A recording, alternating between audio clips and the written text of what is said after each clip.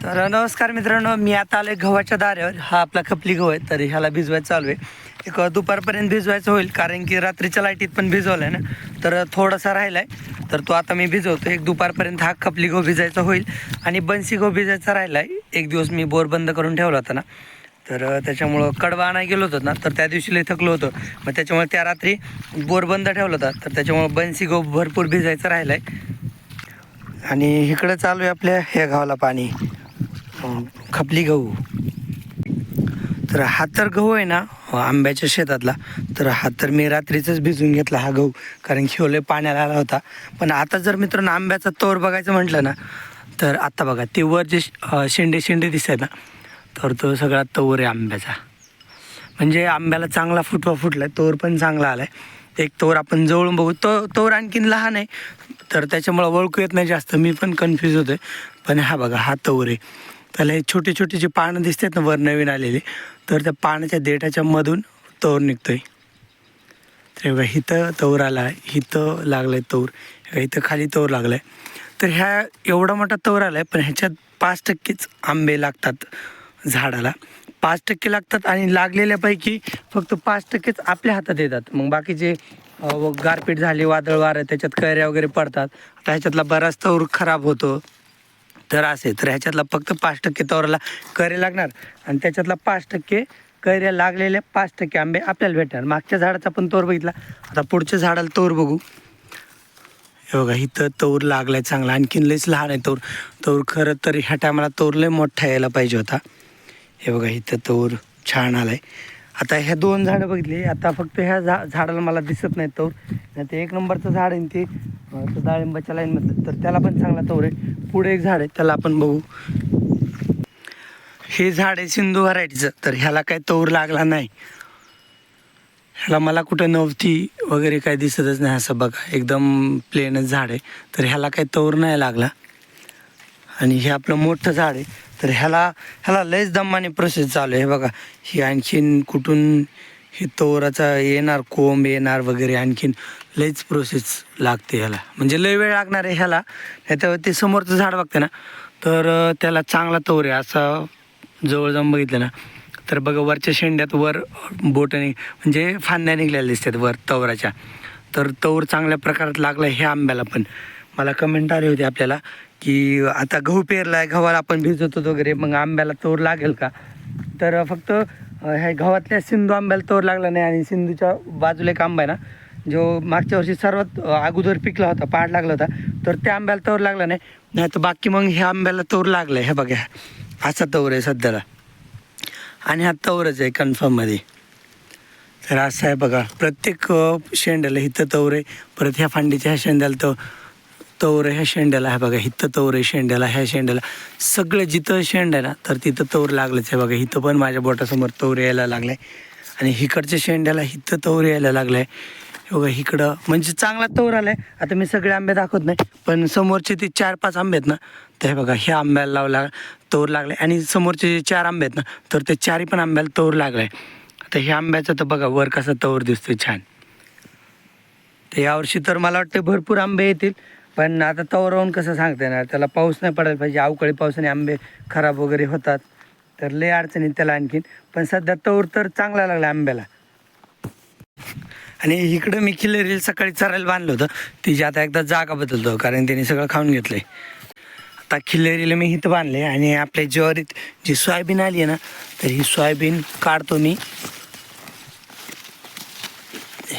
बघा ते सोयाबीन थोडीफार अशी सोयाबीन काढतो, आणि एवढीच नाही आणखीन भरपूर मी खिल्लेरीला खायला टाकतो. इथं तिला लांबण मारले, ती बरोबर त्या सोयाबीनकडे येते, कारण ती एकदम इथं ज्वारीला चिटकून येणार गवत खायला. हे बघा आली सोयाबीन खायला. आणि आपली ज्वारीची हाईट बघायची झाली ना, तर हे बघा आता इतकी हाईट आहे, म्हणजे माझ्या डोक्यापर्यंत आली हाईट ज्वारीची. आणि आपली ज्वारी सगळ्यात चांगली बरं का. म्हणजे बघा आता डोक्या इतकी हाईट आहे, आणि आपल्या शेजाऱ्यांची ज्वारी बघा की आणखीन कमरापर्यंत सुद्धा नाहीत. म्हणजे ती मोठी असेल कमरापर्यंत, पण ह्या तर कमरापर्यंत पण नाहीत. आणि इकडं आपल्या शेजारी पंच ज्वारी ती तर गुडघ्यापर्यंतच आहे. त्यामुळे आपली ज्वारी ना लय टायमावर पेरली ना सुरुवातीला, तर त्याच्यामुळे एकदम छान वाढली, मोठी वाढली, डोक्यावडी झाली सगळी. हे बघा इथून ते पार शेवटच्या टोकापर्यंत सगळी डोक्यापर्यंत वाढली.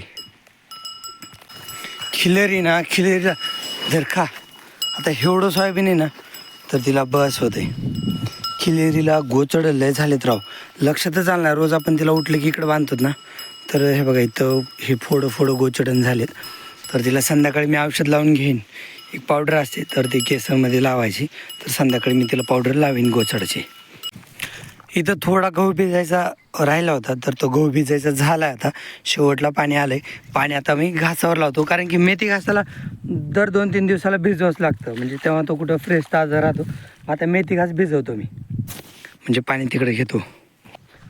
तर आज माझ्याकडनं 3 दार आहेत. तळ्यावरची एक मोटर आहे आणि आपल्या घरचे 2 बोर. तर इकडं एक बोर मी नेपियरवर लावला आहे आणि एक बनसीगावर लावला आहे. तर इकडं बनसीगाव भिजवायचं चालू आहे आपला. आणि बहुतेक लाईट गेली वाटते मागास, नाही तर बोरचा काय प्रॉब्लेम झाला असेल, कारण तळ्यावरची मोटर तर आत्ता चालू होती. मग इकडं काय प्रॉब्लेम झाला असेल मधल्या बोरला, तर हा बोर बंद आहे. आणि इथं मी ह्या टोकरीमध्ये ना थोडी स्लरी, तर ती स्लरी मी जेवढी टाकायची होती ना, तर तेवढी अगोदर पाण्यासोबत लावली. ही मला नंतर ती पुढच्या वाफ्यात द्यायची होती, म्हणजे पुढचा सार आहे ना, तर त्याच्यात मला ही स्लरी टाकायची होती. ही स्लरी तुम्हाला पाणी दाखव कशी झाली. तर हे बघा ही अशी आहे. तर आता लाईट तर गेली, त्याच्यामुळे मी दाराकडे जाणार नाही. तर नाही, एकदा जाऊनच बघून येतो ना मी दारं दिलं होतं तेवढं भिजले का. जर भिजलं असेल ना तर पुढं दार लावून ठेवतो. मग ती स्लरी ना ती पाटीतली, तर ती मला पुढच्या दाराला टाकायची, कारण इथल्या दाराला मी टाकून दिली स्लरी. आता इथं चालू आहे मेथी घास भिजायला. एक वाफा तर झाला भिजायचा. आता दुसऱ्या वाफ्यावर पाणी, प्रत्येक वाफ्यावर 10-10 मिनटं पाणी ठेवायचं, कारण की सारखं भिजवतोच ना मेथी घासाला, तर त्याच्यामुळे जास्त पाणी काही लागत नाही. 10-10 मिनटं ठेवून एक पाऊण तासात, अर्ध्या ते पाऊण तासात भिजायचं होऊन जाईल. अर्धा तास नाही पण पाऊण तासात भिजून होऊन एवढा घास. तर हा आपला एवढा कडवा आहे, जो आपल्याला वेळ भेटल्यावर कुट्टी करून शेडमध्ये टाकायचा आहे. आपल्या शेडमध्ये जिथं सोयाबीनचा ऊस आहे ना, तर तिथे टाकायचं ह्या कडव्याला कुट्टी करून. ती मी काढून आणलेली सगळी सोयाबीन टाकली हिऱ्याला. ते हिऱ्या कसं त्याच्यावर पाय देऊन खातोय, त्याला काही शिस्तच नाही खायची. हो महाग. हे आपलं गाजर शेत चांगलेच बरं का गाजर. आता एक आपण काढून बघू गाजर कसं आहे ते.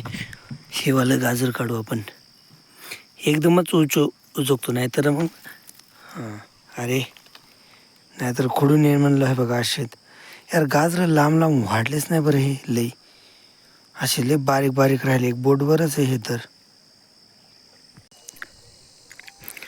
घासाच्या शेतामधला घास कापून इथं ढिगोरा करून ठेवला आहे, कारण की मी धुडकाच आणला नाही. ह्याला कसं धुडक्यात बांधून न्यावं लागतं ना घरी. आता एवढा मोठा माझ्या हातात जाणारच नाही घास, तर त्याच्यामुळे हे घास मी बैलांसाठीचा इथंच ठेवतो आहे. मग त्यांना नंतर धुडका घेऊन येतो घास न्यायला. पण घास आता नंतरच टाकते मी. अगोदर आपला काटमा जो काल ऊस राहिला होता ना आणायचा, जो ऊस तिथंच आहे, तर तो ऊस घेऊन यायचा आधी. मग आता घरी जातो, मग बैलगाडी घेऊन तो ऊस अगोदर आणतो. मग ऊस आणल्यावर हे घास मग संध्याकाळीच टाकायचा बैलांना. गोट्यातले शेण वगैरे तर सकाळीच काढलेले. हे चिमण्या ड्रम कशाला सांडतो रे बैल तू. का रे ड्रम सांडतो येडाच आहे तू, येडाच आहे.